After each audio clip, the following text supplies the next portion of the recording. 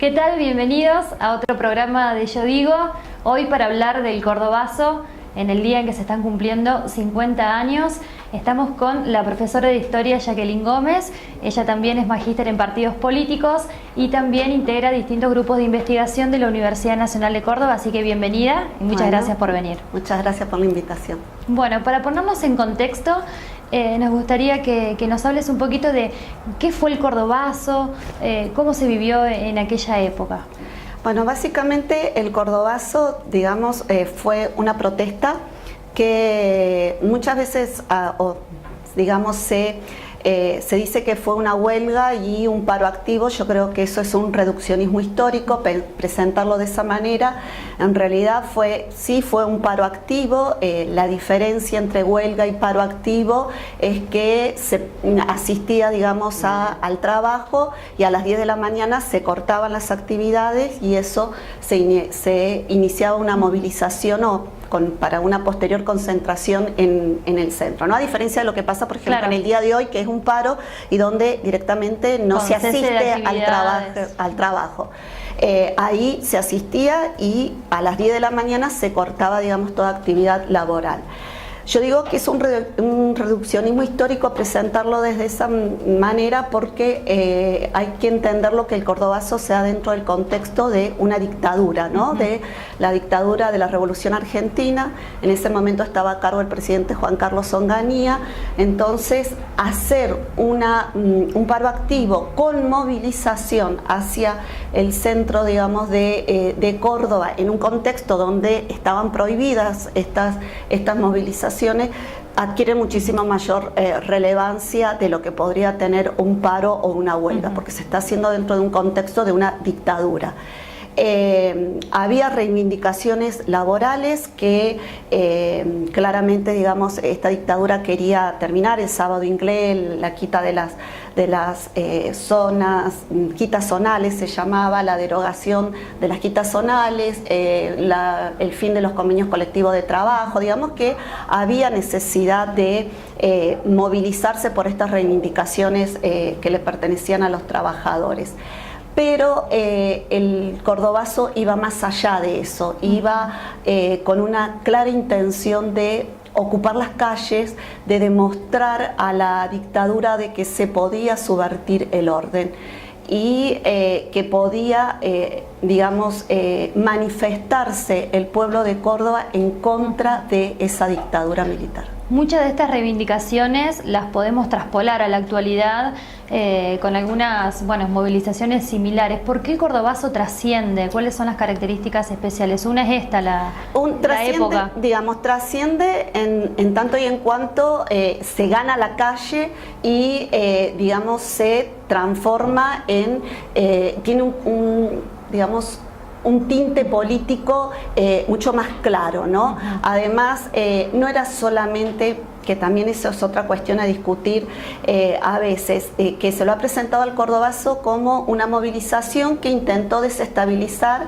y que claramente lo hizo y lo logró, al gobierno de Juan Carlos Onganía, pero también hay que pensar qué pasaba en Córdoba políticamente, ¿no? Claro. Y bueno, de hecho, la dictadura de la Revolución Argentina había colocado en Córdoba a el patriciado cordobés, como se lo suele nombrar, que claramente era un patriciado. De hecho, Dehesa, que es el primero que asume como gobernador, digamos, producido el golpe, tenía el triple mérito.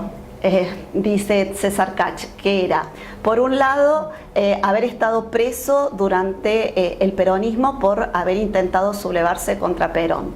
En segundo lugar, era hijo de un nacionalista de derecha, escritor que tenía el seudónimo de Hugo Guas. Y en tercer lugar, era hermano del jefe de policía que había participado en la revolución del 55. Es decir, Córdoba era claramente antiperonista, de hecho de ahí sale la revolución del 55.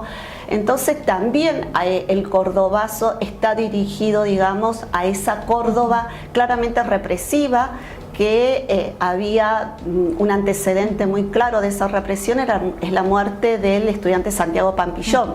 Entonces, digamos, también hay un contexto de previo de mucha represión por parte de la policía. Eso también derriba otro mito que tiene que ver con la espontaneidad, ¿no? Que el cordobazo, digamos, fue algo espontáneo. El cordobazo fue claramente organizado y pensado. Es decir, organizado en tanto y en cuanto se organizan las diferentes columnas que iban a partir, los puntos de encuentro y demás. Y pensado en términos de que se sabía que se iba a reprimir, que la represión iba a ser fuerte. Entonces, porque había un antecedente de 48 horas antes de una concentración que habían tenido la CGT y que había sido fuertemente reprimida por la policía. Entonces se sabía que en el cordobazo iba a haber represión, así que estuvo pensado. La espontaneidad es muy limitada, digamos, es para determinados sectores sociales que nunca se pensó que se podían adherir, digamos, a este cordobazo. Bien. ¿Qué rol tuvo o cómo se vivió, mejor dicho, acá en San Francisco el cordobazo? Mira, yo he intentado investigar esa parte, digamos, de los sindicatos, de la movilización y de las huelgas. La verdad que no he encontrado mucha información cómo se vivió el cordobazo. Sí, el sector industrial de la ciudad de San Francisco, digamos, durante los 60 y los 70, durante este periodo, tiene dos ejes muy claros, que eran la cuestión del sábado inglés. Para aquellos que por ahí no saben lo que es el sábado inglés era el pago de 48 horas semanales y se trabajaban 44 horas, es decir, hasta la mitad del sábado. Después del sábado en adelante no se trabajaba más.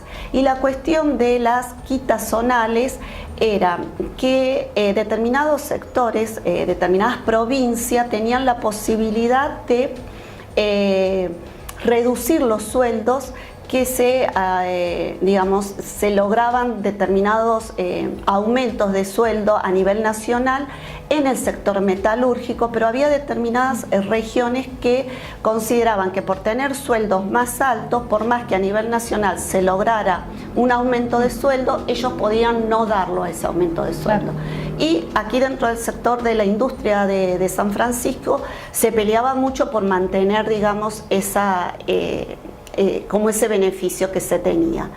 En cuanto al gobierno, bueno, aquí teníamos comisionados, que el primer comisionado que tenemos es Antonio Lamberghini, y que claramente adhiere, digamos, a los objetivos de la Revolución Argentina, ¿no? O sea, hay una adhesión en cuanto, por ejemplo, al control de la moralidad y las buenas costumbres. De hecho, se forma una comisión que se denominaba Comisión de Moralidad y Buenas Costumbres.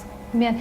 Si bien hiciste algunas menciones, si me podías ampliar acerca de las diferencias y similitudes que encontrás con aquella época a la época actual en cuanto a política, en cuanto al rol que tuvieron los gremios, a cómo trabajan los gremios hoy en comparación al rol que tenían en la década del 60, 70.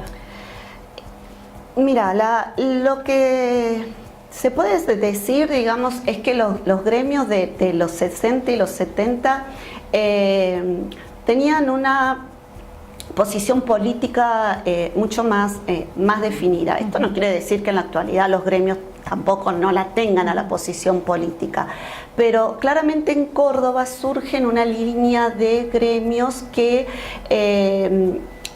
digamos, que iban más allá de esta cuestión de la reivindicación salarial, ¿no? Es decir, en la actualidad los gremios tienen un protagonismo que tiene que ver con esto de el aumento de sueldo, de lograr, digamos, en los convenios colectivos de trabajo, que no se toque, digamos, esa conquista.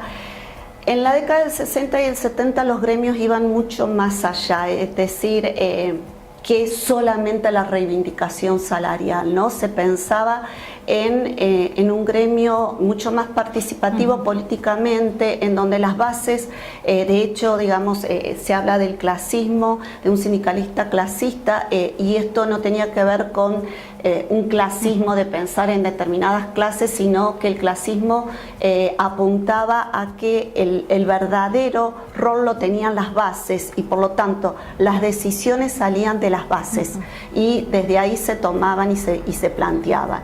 De pronto, digamos, el sindicalismo, si tenía que tomar una fábrica y tomar de rehén a los dueños de la fábrica para lograr sus conquistas, se hacían, ¿no? Es decir, desde ese lugar era como un sindicalismo mucho más combativo. Sí. Y no se agotaba su rol solamente en esto del salario o del aumento salarial, iba muchísimo más allá.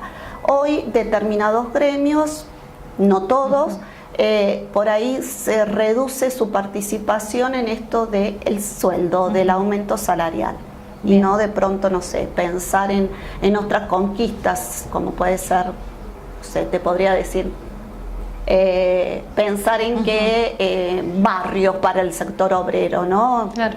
En eso, para darte un ejemplo nada más. Los estudiantes también están invitados, por supuesto, a participar mañana de esta disertación que vas a tener a cargo. Comentame, bueno, sobre qué temas va a rondar y, bueno, el horario donde se va a realizar. Se va a realizar en el Centro Cultural de San Francisco, el horario es a las 20 horas. No voy a estar solamente yo, se va a pasar un documental que se llama Cielo del 69, donde vienen los autores de ese documental y fundamentalmente es, digamos, desandar un poco estas cuestiones, como te decía hace un rato, de las cuestiones que son mitos dentro del cordobazo, digamos, no con la intención de derribarlo, sino con la intención de comenzar a repensarnos el porqué de estos mitos y, digamos, nuevas memorias que a lo largo de estos 50 años se han rescatado del cordobazo, ¿no? Por ejemplo, la participación de las mujeres, si han participado o no han participado las mujeres, el lugar de otros sindicalistas.